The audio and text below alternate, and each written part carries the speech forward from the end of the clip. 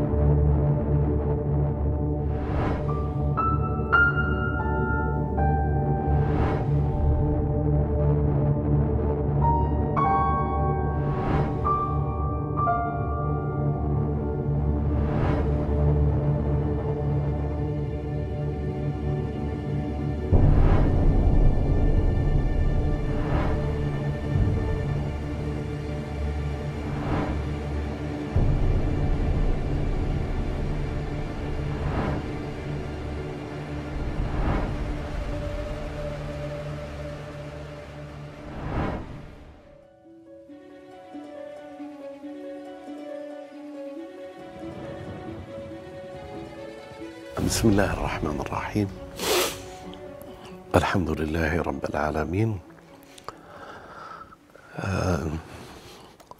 Les frères, nous avons posé une interrogation et une réflexion à tous ceux qui nous suivent. Et cette sourate Al-Kahf, elle est, et ce qu'elle contient comme sécurité, selon le hadith du messager. Lire la sourate nous préservera, ou lire une partie de la sourate nous préservera. Elle nous préservera du Dajjal. Et dans la sourate Al-Kahf, il y a l'histoire de Gog et Magog. Comme vous le savez tous, cette histoire de Gog et Magog, elle est dans deux sourates. Sourate les prophètes, Al-Anbiya, et sourate Al-Kahf. Dans l'Anbiya, il est dit que lorsque Gog et Magog reviendront, ils ramèneront des gens qui ont été interdits, chassés d'une cité. Bien sûr, nous l'avons dit, nous l'avons répété, ça a été identifié par Jérusalem. Lorsque Nabuchodonosor, je ne sais pas comment qui sont, Nabuchodonosor est venu avec son armée et puis qui est rentré à Jérusalem et qui l'a pris en esclavage et il a chassé toute la population des enfants d'Israël. Et il est dit que Gog et Magog, quand ils reviendront, ils les ramèneront. Donc, Gog et Magog a été identifié comme étant l'ONU, l'Occident, lorsque l'Occident, après le pogrom qu'il y a eu, ils les ont ramenés avec un vote à l'ONU sur la Palestine. Et depuis cette époque-là, jusqu'à aujourd'hui, ils sont en terre de Palestine qu'ils ont appelée Israël. Donc Gog et Magog, lorsqu'ils viendront, ils ramèneront les peuples dispersés des enfants d'Israël de là où ils ont été chassés, et c'est Jérusalem. Donc Gog et Magog, c'est le premier récit que nous avons, c'est sourate Al-Anbiya. Dans la deuxième sourate, c'est sourate Al-Kahf. Et dans sourate Al-Kahf, il est question de Dhul Qarnayn et d'une communauté qui ont dit Gog et Magog ont fasadul ard, ils ont corrompu toute la terre, aide-nous à construire un rempart. Donc il est question d'un peuple, de ce peuple, il a la conscience du méfait de Gog et Magog et qui demande à Dhul Qarnayn. Donc l'histoire dans la sourate le prophète et les prophètes et l'histoire de Gog et Magog aussi dans l'histoire de sourate Al-Kahf. Et j'aimerais bien que vous n'oubliez pas ça. L'interrogation qu'on va ouvrir aujourd'hui, elle est ouverte. Et ça nous permettra tous d'aller encore plus loin dans la conscience. Parce que le prophète n'a pas dit « Surat al-Kahf, si vous la lisez, vous préservera de Gog et Magog ». Il a dit que Surat al-Kahf, si nous la lisons, elle nous préservera du Dajjal, c'est-à-dire l'Antichrist. Bien, quand nous identifions un danger, quel qu'il soit ce danger, il est important d'avoir la science de la connaissance du danger. Ça veut dire que le danger doit être identifié. Et à partir d'une identification du danger, que nous comprenons bien le danger, nous nous prémunirons. Le danger permet d'être éveillé à ce qui va pouvoir nous atteindre. Donc, théoriquement, nous devons comprendre ce qui est intelligible, intelligemment, si je peux dire ce terme, aidé par Dieu, pour comprendre la subtilité que le danger du Dajjal pourra nous donner la fitna et nous déséquilibrer et nous fait perdre la foi, la sérénité, le courage, etc., etc. Donc, pour qu'on puisse comprendre que cette sourate, par exemple, elle nous protégera des méfaits du Dajjal, de l'Antichrist, ce qui n'est pas le Messie, ce qui est contraire au Messie. De ce fait, s'il est contraire au Messie et que nous attendons un Dajjal, et que le Dajjal, c'est l'anti-Messie, nous devons connaître le Messie. Il n'y a qu'à partir de la connaissance du Messie que nous pouvons connaître l'anti-Messie. Comment reconnaître l'Antichrist si nous ne connaissons pas le Christ? Donc, il est impératif de savoir qui il est et pourquoi. Ce qu'il est, tout le contraire de ce qu'il est, sa personnalité, ce qui s'est révélé à lui et à nous à travers lui, et le messager, c'est de ce fait, nous avons une longueur d'avance sur le faux Messie. Mais si nous ne connaissons pas le Messie, le faux Messie peut venir et prendre n'importe quelle apparence, nous croirons que c'est lui. Alors, de la réflexion, bien sûr, dans l'intention de pouvoir identifier le danger, le faux Messie, il est impératif de connaître le Messie. Et bien entendu, le Messie, il est cité dans le Coran, il est cité dans l'Évangile, et il est même cité dans la Bible pour dire qui il est et qu'est-ce que les enfants d'Israël attendent de ce futur Messie qui doit venir pour leur solutionner quoi. Donc, le Messie porte une auréole, et cette auréole de science, nous devons, à partir de cette auréole, connaître qui est le Messie. Parce que si nous ne connaissons pas le Messie, on ne peut pas se défendre contre l'anti-Messie. Je suis clair? Donc, la possibilité de connaître le Messie, c'est cette possibilité qui nous protégera du Dajjal. Si nous ne connaissons pas le Messie, comment pourrons-nous reconnaître le faux Messie? Donc, il est important de connaître le Messie. Et le Messie est décrit dans le Coran pour notre part. Et dans le Coran, il est question du Messie, il est question de ce qu'il est. Et ce qu'il est, en définitive, c'est ce qu'il fait. Alors, qu'est-ce qu'il fait pour reconnaître le vrai Messie?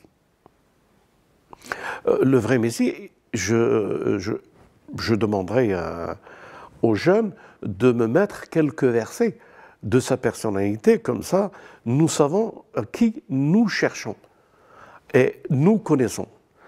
Et celui qui vient, théoriquement, pour nous séduire, il doit venir avec les mêmes sciences et la même personnalité du Messie. Donc, cette personne qui doit venir, et qui est le faux Messie, c'est quelqu'un qui va nous séduire avec la personnalité du Messie alors qu'il n'est pas le Messie. Qu'est-ce qu'il va faire? Il va guérir. Et qu'est-ce qu'il va faire? Il va faire des miracles. Qu'est-ce qu'il va faire? Il va donner la meilleure cité de ce que lui pense que si le Messie a gagné, quand il était sur terre, il aurait bâti cette cité. Il aurait guéri, il aurait donné des miracles, il aurait ressuscité des morts, il aurait. Donc, le faux Messie doit venir avec les miracles que le Messie a fait pour nous tromper. Donc, nous partons dans une société fait que de miracles.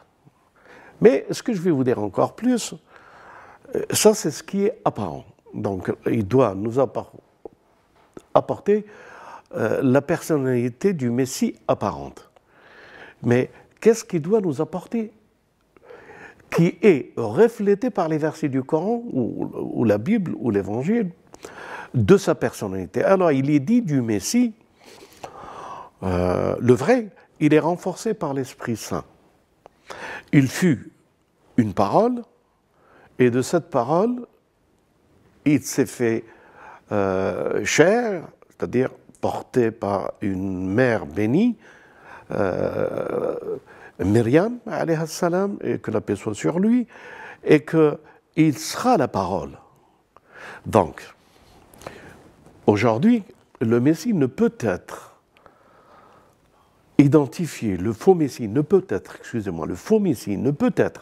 identifié pour la séduction, c'est qu'il doit porter la parole.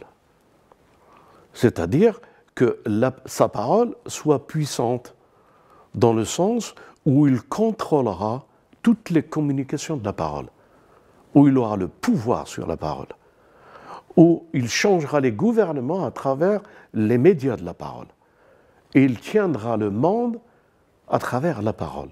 Donc, le faux Messie doit avoir la parole pour qu'il puisse avoir le pouvoir de la parole qui lui donnera le règne sur l'humanité. Donc, c'est un trait de caractère pour connaître le faux Messie et connaître le vrai Messie. Les deux, il y a un miroir entre les deux. Il y a quelque chose qui est vrai en ce qui concerne le vrai Messie et quelque chose qui est faux, mais que le faux Messie prendra pour lui. Si ceci est clair de sa personnalité, qui est la parole, il prendra aussi pour séduire la parole. Il dira et il fera les miracles que le Messie a fait.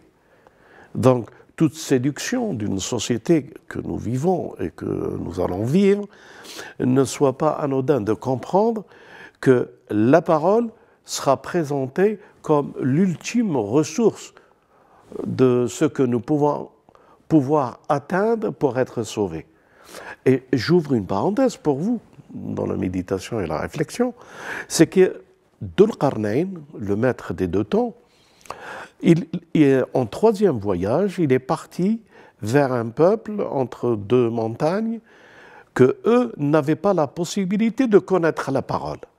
Donc, Dhul Qarnayn maîtrise la parole et c'est avec la parole qu'il leur enseigne à ce peuple pour qu'ils puissent construire ce mur.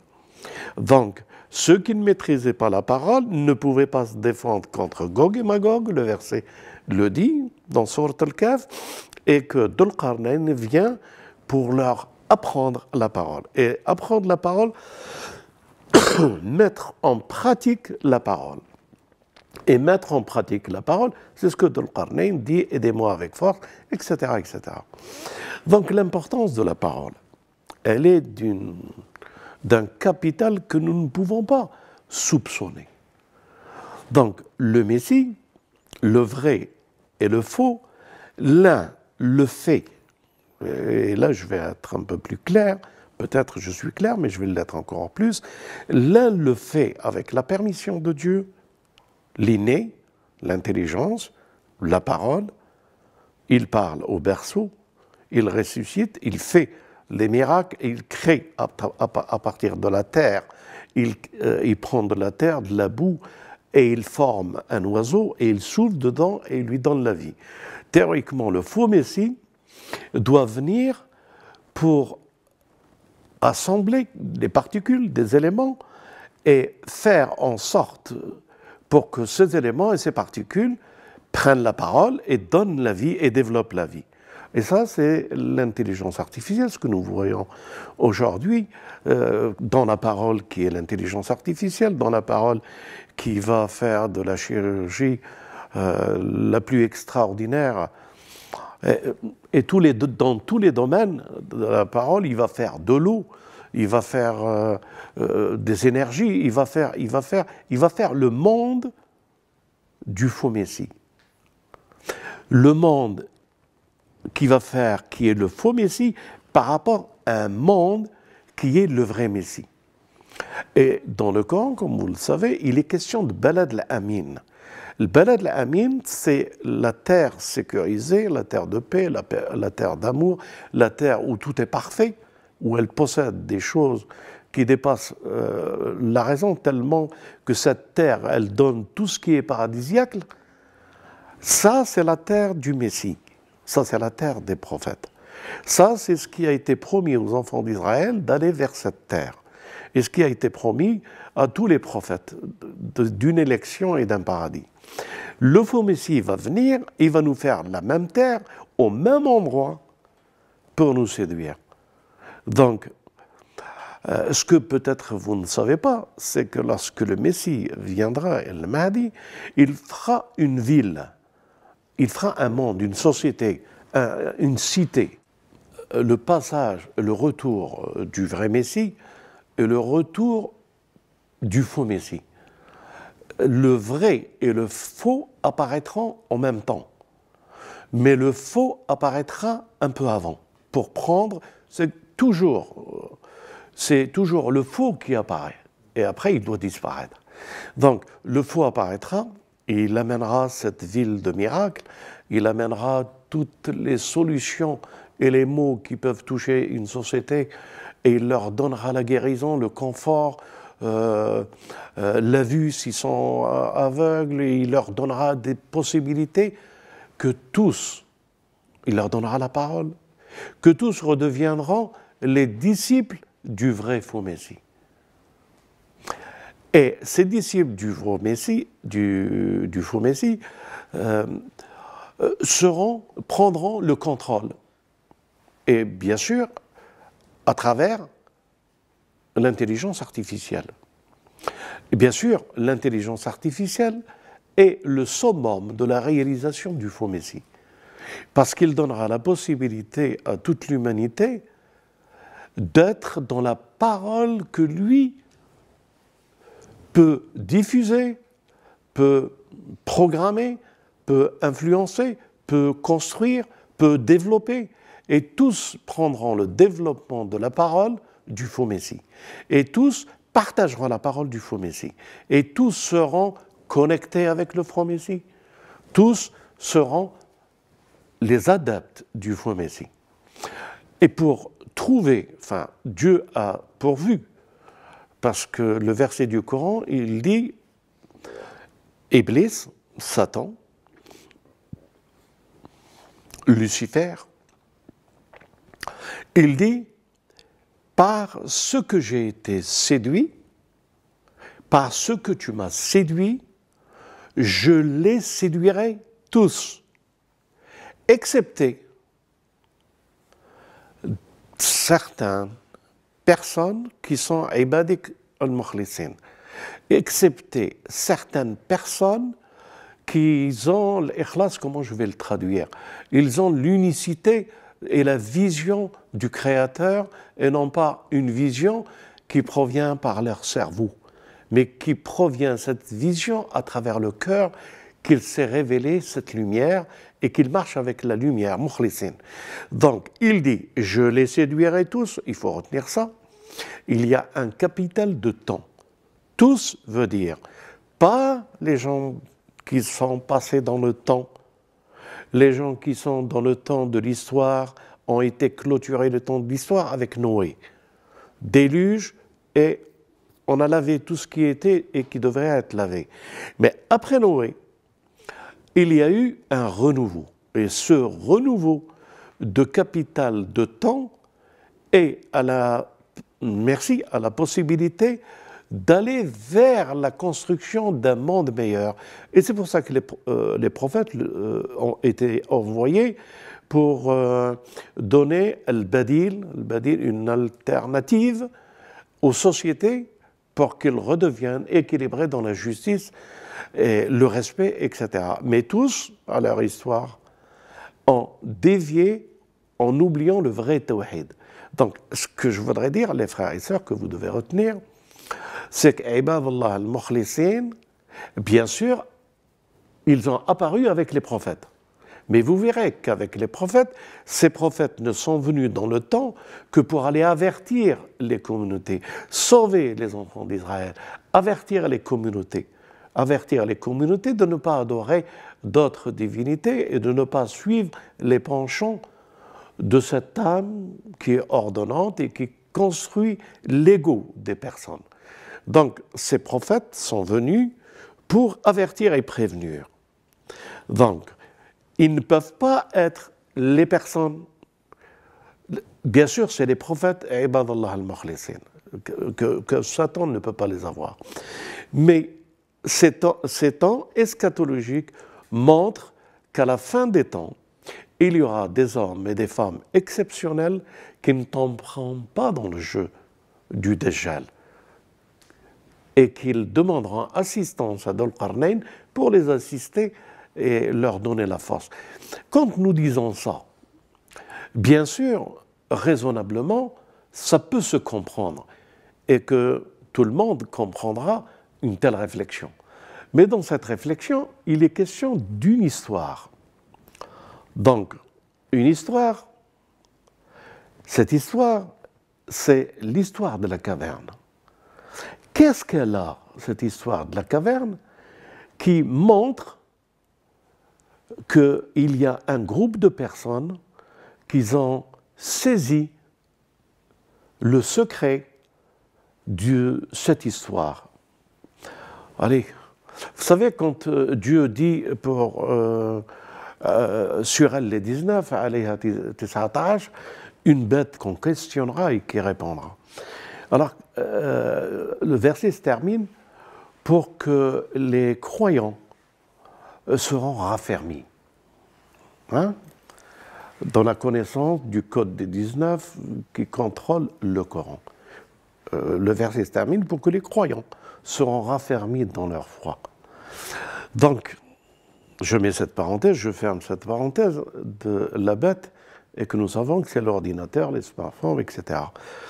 Et c'est la parole que le faux Messie apportera dans la puissance de la communication pour le contrôle, la puissance du contrôle, de l'identification, la puissance de tout ce que là, comme science acquise. C'est-à-dire la bête avec les algorithmes, elle sait qui tu es, elle sait quelles sont tes affinités, elle sait quelle est ta personnalité, elle sait qu'est-ce que tu manges, elle sait comment que tu aimes les choses et elle te propose, selon ta personnalité, des services. Donc, cette bête que nous allons et que nous sommes en train de vivre dans l'eschatologie, elle est là et elle apparaît être là pour le confort de l'homme, au service de l'homme. Mais c'est uniquement pour le contrôle.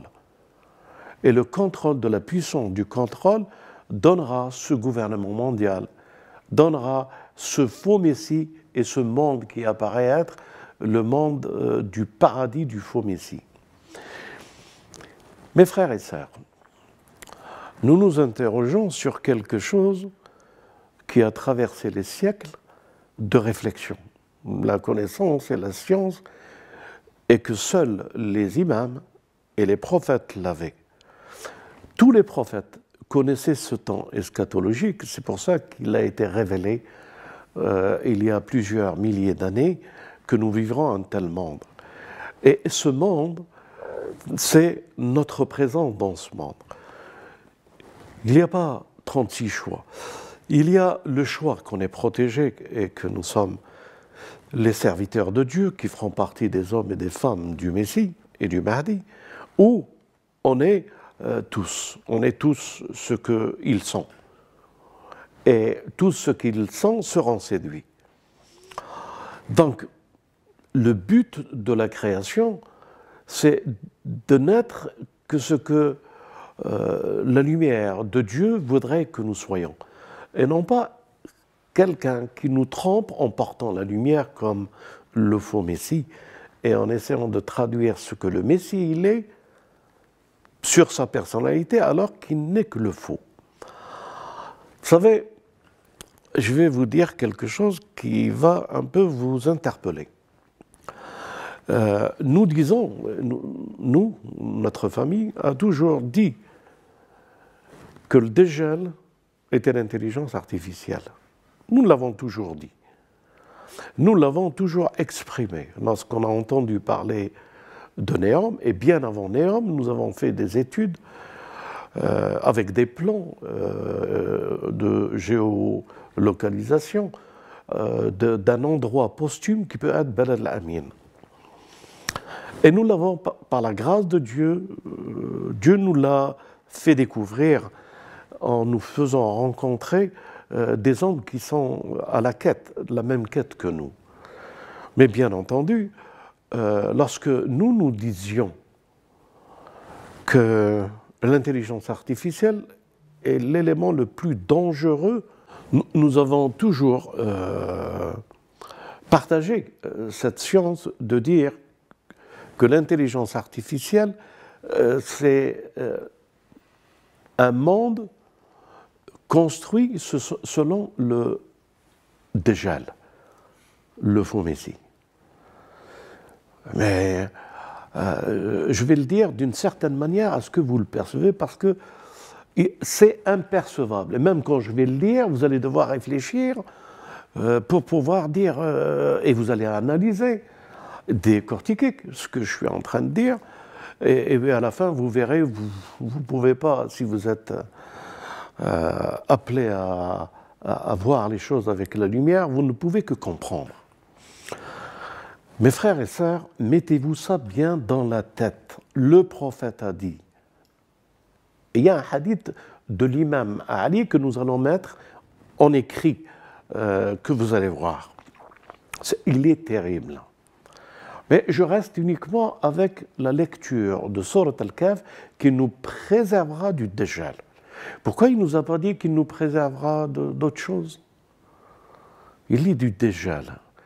Mais où est le Dajjal dans la Surat Al-Kahf? Eh bien, je vais vous le lire, mais en vous le disant, il va falloir du temps pour que vous puissiez le saisir. Surat Al-Kahf. À chaque récit que nous prenons, elle est là pour faire confiance en Dieu et se laisser aller vers Dieu et avoir confiance que ce qui peut nous arriver est déjà contrôlé. Tout ce qui peut traverser l'histoire des gens de la caverne, de la première histoire, des deux jardins, de la deuxième histoire, Moïse et Khidr, et de la troisième histoire de Dhul Qarnayn, le secret se trouve là-dedans, qui nous préservera. Mais c'est quoi? Alors écoutez bien, j'ai bien dit toutes les histoires, mais je vais vous en citer la principale histoire qui est le secret. Mais est-ce que Dieu nous assiste pour le comprendre? Rabbi shrah li sadri wa yassir li amri wa ahlul 'uqdatan min lisani yafqahu qawli. Bismillah wa 'ala Allah tawakkalna. Lorsque Dieu nous cite l'histoire de l'Abd Salah et Moïse, le secret se trouve là. Et pourquoi cette histoire qui comporte l'histoire de Moïse et de Khidr comporte trois histoires, et pourquoi ces trois histoires sont l'histoire du secret de ce que nous allons comprendre. Dieu protège une particularité chez des gens croyants, un roi despote qui vient pour pouvoir prendre le bateau. Et ils sont sur le bateau, Khidr et Moïse, et Khidr perce le bateau. pour sécuriser la vie de ces gens nécessiteux d'avoir un bateau pour nourrir leurs enfants. Dieu nous dit qu'il ne laissera jamais abandonner ceux qui sont dans sa sécurité. Mais attendez, mes frères et sœurs, deuxième histoire. Khidr tue un enfant. Pourquoi? Eh bien parce que cet enfant va nuire à sa famille quand il va grandir. Et Dieu leur a donné un enfant pour qu'il puisse être sécurisé dans le futur. Il a tué un enfant. Il a tué un enfant. Mais attendez, l'héritage aussi a son importance. Mais justement, le secret se trouve qu'il commence à être clair, c'est quand il tue un enfant. Mes frères et sœurs, si dans le futur le Dajjal était un homme, il l'aurait tué. Ce n'était pas un homme. C'est l'intelligence artificielle. C'est les robots qui ne peuvent pas être tués. Mais qu'à nous de comprendre l'époque où nous vivons et de maîtriser que le danger et que Surat Al-Kahf nous préserve de l'intelligence artificielle. Et c'est à nous de nous défendre contre cette intelligence. Nous défendre avec l'aide de Dieu. Et le secret se trouve là. Dajjal, nous l'avons dit déjà il y a plusieurs années, c'est l'intelligence artificielle qui ne peut pas être tuée comme un homme. Est-ce que tu as une question? Salam alaikum. Wa alaikum salam. Peut-être approfondir ce que vous venez de dire par rapport à... C'est-à-dire que si le Dajjal était, l'euphémisme, était un homme, Khidr tue un enfant pour une famille, ça veut dire que si c'était un homme, Khidr nous aurait débarrassé du faux messie. Mais Khidr, puisque le Dajjal n'est pas un homme et qu'il est l'intelligence artificielle et qu'il est, c'est le monde que nous vivons, des robots et de tout ce que nous allons voir de séduction dans le raisonnement de l'intelligence artificielle, je suis en train de vous dire quelque chose comme si c'était la voie de comprendre plus encore. Parce qu'il y a la troisième histoire. La troisième histoire, c'est construire un mur. Construire un mur, et cette histoire, pour les arabophones, peuvent comprendre les mots que je vais utiliser. Et Moïse et Khidr, ils ont été dans une qarya. Qarya. Qarya veut dire une bourgade, une banlieue. Allez, le terme, c'est banlieue. Cette banlieue, cette qarya, il y avait un trésor dans cette banlieue, dans cette qarya. Et ce trésor, Khidr a construit un mur. Parce que ce trésor, c'est à un homme saleh, quelqu'un d'une grandeur et que Dieu aime, et qu'il a laissé un héritage pour 2 enfants. Tout de suite, quand j'ai dit qarya et que les arabophones vont comprendre ce que je veux dire, tout de suite après, quand il dit pour que les enfants dans le futur trouveront cet héritage, Dieu n'emploie plus qarya. Il dit dans cette ville. Al-qarya est devenue ville, c'est-à-dire le passé corrompu d'une communauté qui ne donne pas l'hospitalité à Khidr, viendra un temps dans le futur pour ce trésor pour les 2 enfants. Donc, la question qui montre que le futur de 2 orphelins doit être protégé parce que leur père, nous les avons, avec l'aide de Dieu, identifié le père comme Ibrahim alayhi salam, Abraham, qu'il a laissé un trésor pour les temps eschatologiques, pour qui? pour le Messie et le Mahdi, les deux orphelins. Et quand ils apparaîtront, le trésor, ils le découvriront. Et qu'est-ce que c'est que ce trésor? Notre imam dit, c'est une plaque en or et c'est marqué La ilaha illallah, le tawhid, l'unicité de Dieu et que Muhammad est le messager de Dieu.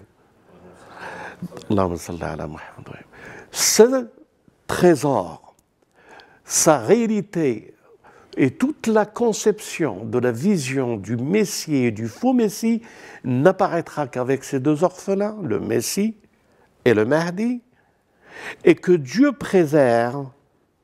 Comment voulez-vous présenter à une intelligence minime, compréhensible, de dire qu'un trésor est protégé pour les enfants, mais le vrai trésor, c'est si c'était un homme, le Dajjal, il nous aurait débarrassé de cet homme pour qu'on puisse vivre ce trésor.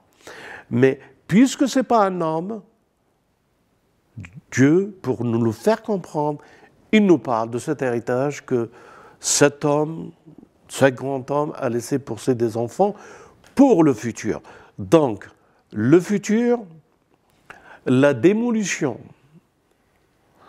de ce que peut être l'intelligence artificielle, et vous le verrez bien sûr, que lorsque l'intelligence artificielle sera confrontée à ce trésor, par ceux qui l'auront, les deux, le Messie et le Mahdi. C'est ça la solution pour le futur présent que nous vivons aujourd'hui. Je ne sais pas si c'est clair. Vous voulez dire que ce trésor, ça va être l'arme qui va permettre à ces deux orphelins de faire fondre, de combattre le Dajjal? C'est marqué, je vais le redire, hein, parce que j'ai l'impression, même les arabophones ne suivent pas, hein. La ilaha illallah, ça veut dire quoi? Nous cherchons la parole portée par le Messie. Le Messie qui portera le Mahdi la parole, c'est le vrai tawhid qui fera fondre l'intelligence innée qui fera fondre l'intelligence acquise du Dajjal, qui fera fondre. Donc, ce qui est écrit est une parole, l'une des plus belles paroles avec qui il n'y a qu'une intelligence artificielle qui peut le comprendre. Vous ne pouvez pas vous savoir ce que c'est que cette lutte finale du commencement et de la fin. Comment l'intelligence artificielle, Lucifer, comment devant la ilaha illallah, Muhammad Rasulullah, tous les moyens qu'il a se fondent. Le temps de Dajjal s'arrêtera. Le temps d'Iblis s'arrêtera. Qu'est-ce qu'il y a de puissant dans le tawhid? Qu'est-ce qui fait que, comme si tu disais, le tawhid est une énergie, et cette énergie, elle a été l'élément premier de la Genèse, et qu'elle est épuisée par l'apparition des grands hommes, et que le Dajjal la maintient par l'intelligence artificielle, et que le Messie, par la parole, comme si je disais, il débranche le fil, il déconnecte, il enlève. Comment on dit ça? Hein? Voilà, il l'arrête, cette énergie qui maintient le Dajjal encore à séduire.